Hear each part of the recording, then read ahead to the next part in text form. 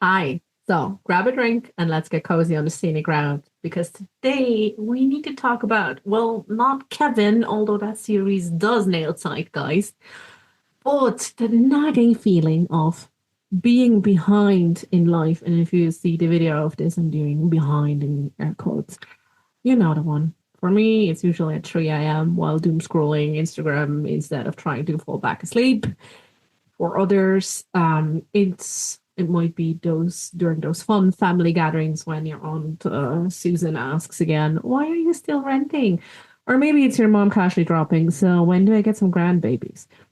So, well, buckle up because we're about to unpack what's really going on here, backed by some cold hard facts, surfing the side of, "Oh, now this makes sense," and zero shame because we're not in the game for that.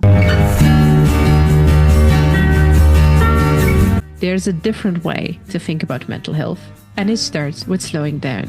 Sometimes the longest way around is the shortest way home, and that's exactly why we're taking the scenic route. Hi, I'm Jennifer Walter, host of the Scenic Route podcast. Think of me as your sociologist, sister in arms, and rebel with many causes. Together, we're blending critical thinking with compassion, mental health with a dash of rebellion, and personal healing with collective change. We're trading perfectionism for possibility and toxic positivity for messy growth. Each week, we're exploring the path to better mental health and social transformation. And yes, by the way, pretty crystals are totally optional. You ready to take the scenic route? Let's walk this path together. Why we millennials feel all broke and why we're not wrong.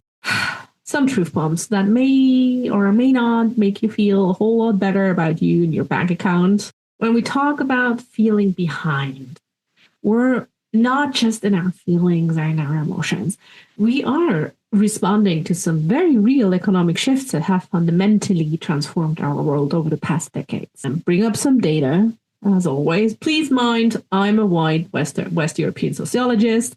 I'll bring some data for Europe and some for the US.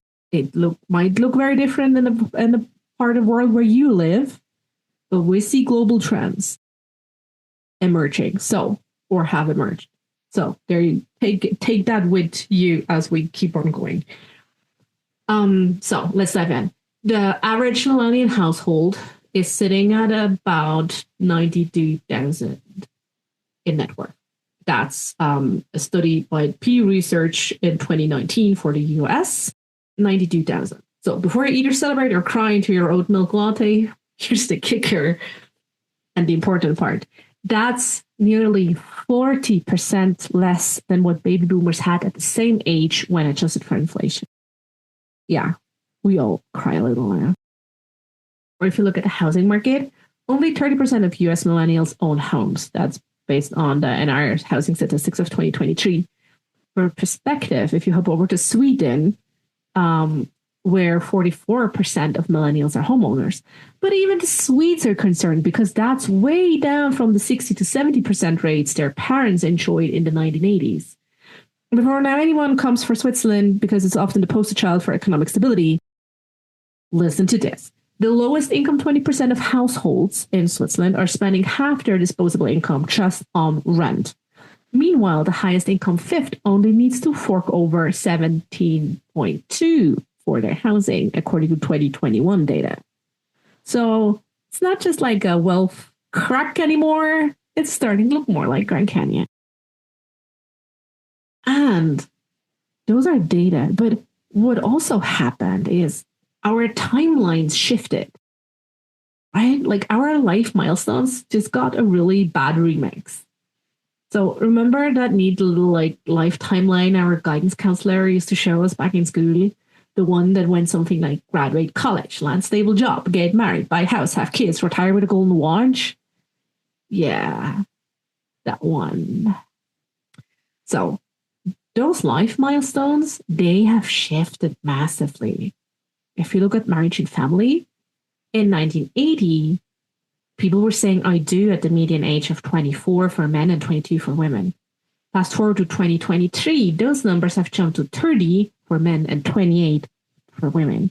That's based on a US study by the Pew Research in 2023. And It might be because we're commitment phobes, but it's just certainly not the case in all of for all of us. Right? Often it might just be we're waiting until we can actually fucking afford the wedding and the life that's supposed to come after. We have another big thing is career stability. This kind of like job hopping, right? For my dad, staying with one company for 40 years was the goal. I've switched jobs every few years, and that was my normal. And it was also my way to get a meaningful raise. So I wasn't just disloyal, I was just doing girl math, like real girl math. So, and we see this, right? Traditional annual raises often barely keep up with inflation, and job changes typically result in 10 to 20% salary increases.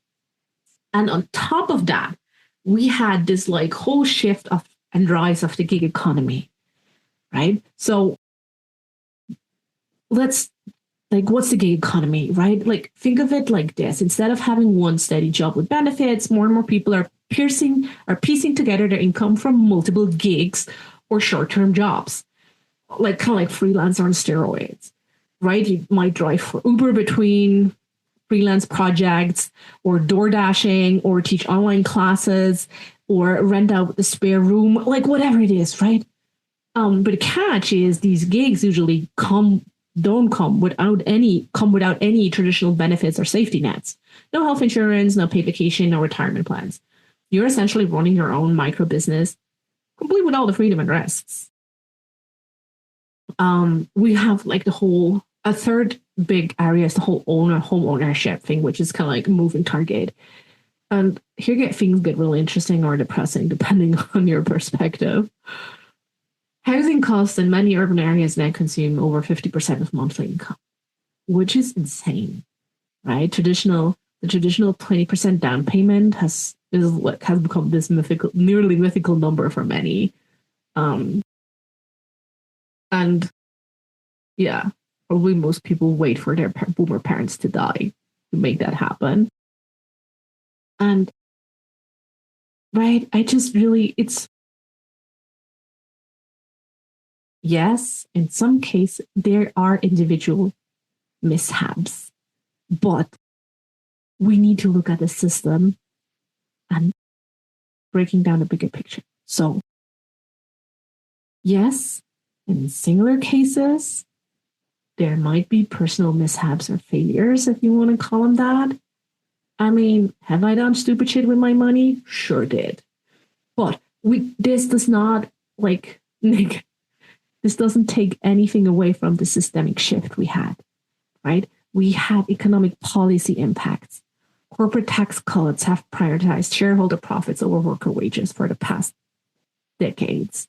Deregulation has made many industries more profitable but less stable.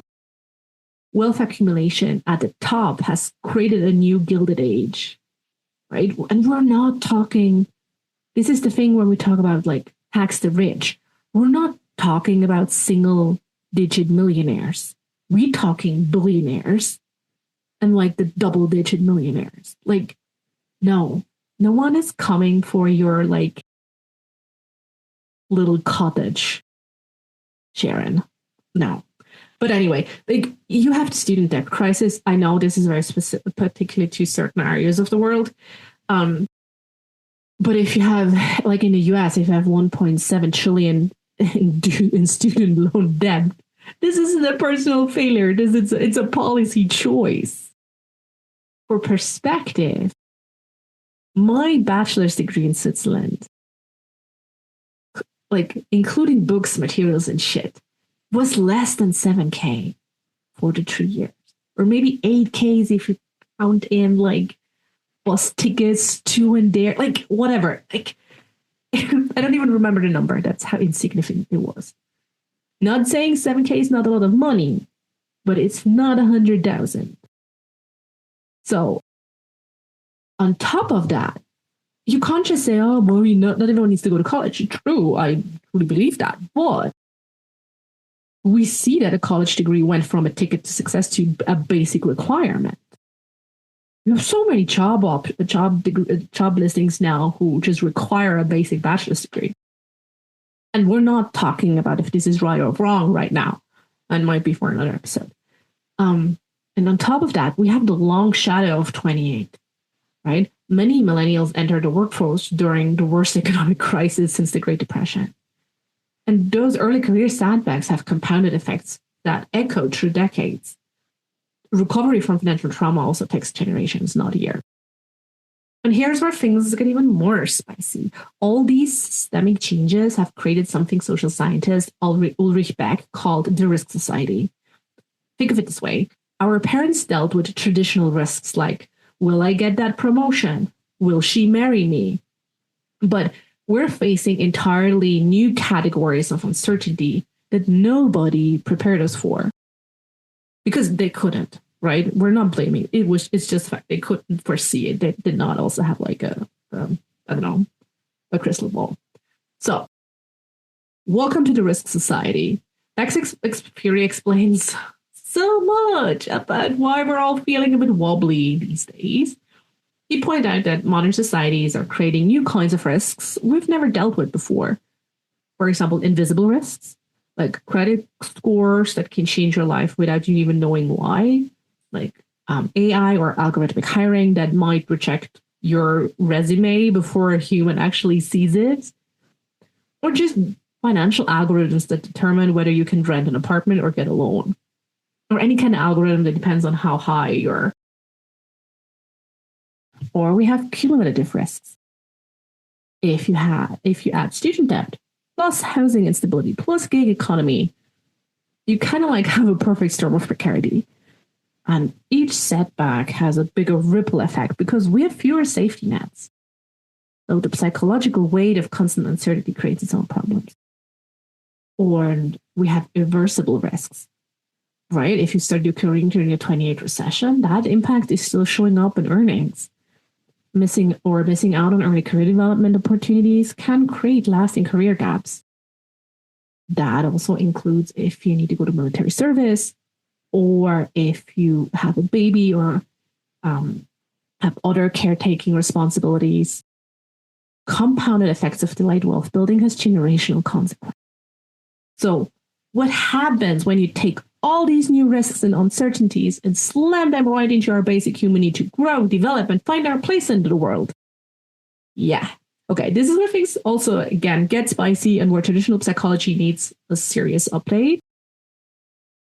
Remember, I think it was, Erik Erikson from Psych 101, if you took that class, a theory of psychosocial development outlines 8 key life stages, each presenting a challenge that shapes our identity.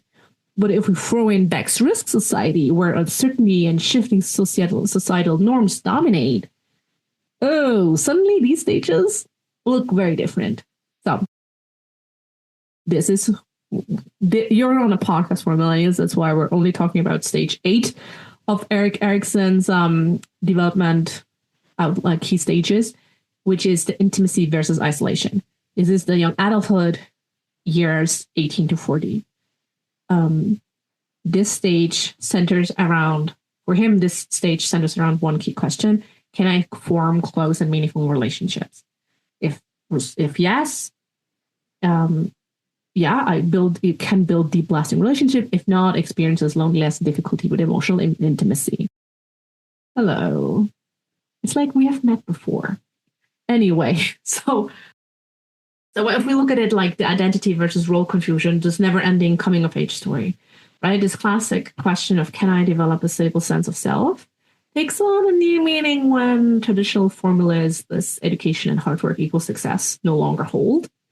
And it feels like every milestone of making it just keeps shifting, or it's kind of like dangled in front of us like a carrot. Career paths disappear overnight and get replaced with others that may or may not be stable career paths. Who knows? It's too early to tell. Looking at YouTube influencers and whatnot. And we are navigating risks our parents never imagined. And no school book ever told us about, right? So as a result, an extended adolescence where we're constantly questioning our choices, stuck in an identity crisis, fueled by an unstable world. instead of growing into a well-defined role where we're forced to, instead of that, we're forced to reinvent ourselves repeatedly, adapting to ever-changing job markets and demands, economic instability, and digital disruption. So young adulthood is supposed to be about building deep relationships. What if we add economic instability and modern pressures, right? We have like dating apps prioritizing credit scores over connection. We have friendships fractured under financial stress. We have women with mental load, not just stretching themselves too thin. Future planning feels super impossible when we don't know, like, do we still have a job next month? So financial precarity isn't just about money, right? And this is, if you've never been poor in your life, this is sometimes really hard to understand. It directly impacts trust, emotional security, the ability to commit, your whole overall well-being. When survival is uncertain, relationships become fraught with anxiety. Financial stress exacerbates existing mental health struggles, making vulnerability and deep connection even harder to maintain. So this is kind of like a whole mental health triple whammy for us, right? So one, we have identity formation and chaos, right? We're trying to build a stable self in an unstable world. Yay, go us. We're constantly reinventing ourselves to stay employable and or presentable to partners. Yay, love this journey for us. Never feeling professionally complete or like whole in any sense of way, in any meaningful way. Two, right? With relationship navigation and uncertainty. Yeah, we're supposed to build like these super meaningful relationships, but we have trust issues, which are kind of to be expected when everyone's financially vulnerable. We're balanced when we need to balance personal growth with your survival. I mean, survival comes first, right? So, also finding community, it is getting increasingly hard. Traditional support structures fade. Current spaces are getting lost along the way. And third, for the triple whammy, we have the psychological load, like this constant adaptation fatigue. We are just emotionally overwhelmed, y'all. We're fucking tired. Anxiety over both present and future. Yay. And the shame of not meeting outdated our milestones. So that was a lot. Here comes the second important part. Your action plan. Because what you have now is the knowledge. But knowledge without action is just trivia. So let's talk about what we can actually do. Please take what works for you. These are broad suggestions, dear Lord. No, not one size fits all solutions. That's what one-to-one coaching is for. Look out for the things that resonate with you or that spark curiosity and joy. That's my advice. And then go on with it. So first category, redefine success on your own terms. Create your own milestone map that reflect your current reality. Right? Yes, you can dream, but like also keep it anchored in where you are right now. Set achievable quarterly goals instead of distant life markers. Break it down. Maybe break it down to really like your next actionable step. Document your progress to remind yourself how far you've come. And question inherited definitions of success. Celebrate unconventional achievements or anything that feels like a fucking achievement to you. Ideas for the second category, financial resilience. Explore alternative arrangements. Maybe you can share or exchange services with your neighborhood or people online. Looking at stable multiple income streams. What can you do? I mean, maybe a side a part of the gig economy serves you for a while. That's okay. Learn about investing in wealth building outside traditional paths. Create an emergency fund based on what you need for your life. The third bucket, create community power. Ideas here would be form or join accountability groups. Maybe it's for money or for career, or it's just kind of like a network group where you all want to go. Again, explore cooperative business models. What can you do together? Or build a skill sharing network where you can help out. Create a mutual aid system for your community, within your community, right? It's really about go local. Or collaborate on resource sharing initiatives. Bucket 4, mental health and digital well-being. Acknowledge that the reality of financial trauma for you. Explore it. Or another idea, and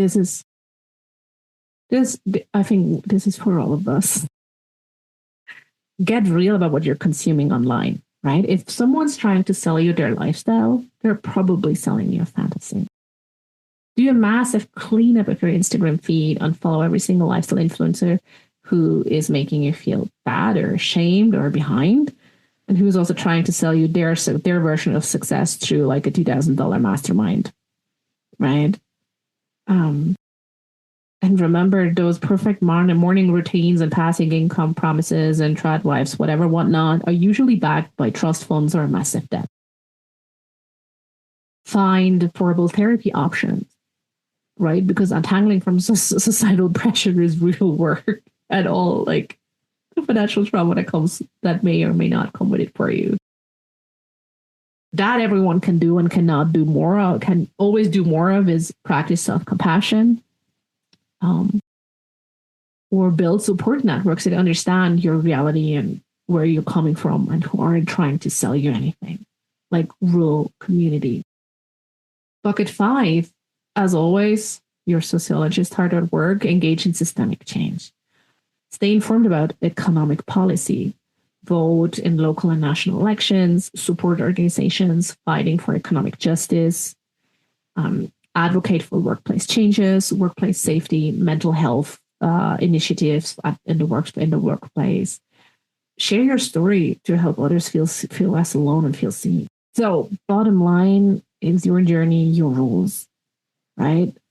Success isn't really a destination. You've never made it. It's a journey. It's a scenic route. Get it? And yours gets to look different. It's okay. Whether you're listening to this while hiding from your kids in the bathrooms, I see you, or dreaming of a career pivot, or just trying to make it through another Tuesday, remember, please, like, you're not behind. You're exactly where you need to be, and release the shame, because that traditional roadmap isn't just outdated. It was written for a world that doesn't exist anymore. And instead of trying to follow someone else's direction, it's listen to you and what you want. And you know what? If you're still listening to this podcast, you've already started it. You started by being here, learning and questioning the status quo. So you want to create change together, rewrite it, take stock of what you actually want, not what you think you should want. Pick one of the suggestions I've listed earlier, like one of the 1, 2, or 3 action steps, whatever you feel you have the capacity for. Start implementing one thing. Just one. It's fine. If you have the capacity to do 2 or 3, it's fine. Come back, let me know how it went, how it's going for you. I'm rooting for you always. So if you want to hear more real talk about money, mindset, and making it work and everything between, subscribe to the Scenic Route podcast, wherever you get your daily podcast needs met. A new episode drops every Tuesday, serving up the perfect blend of practical wisdom and potty humor, because who says personal growth can't be fun? It's hard, yes, but it also can be fun sometimes. But hey, so feel free to join our community of fellow scenic road travelers who are redefining success on their own terms. We would love to welcome you there.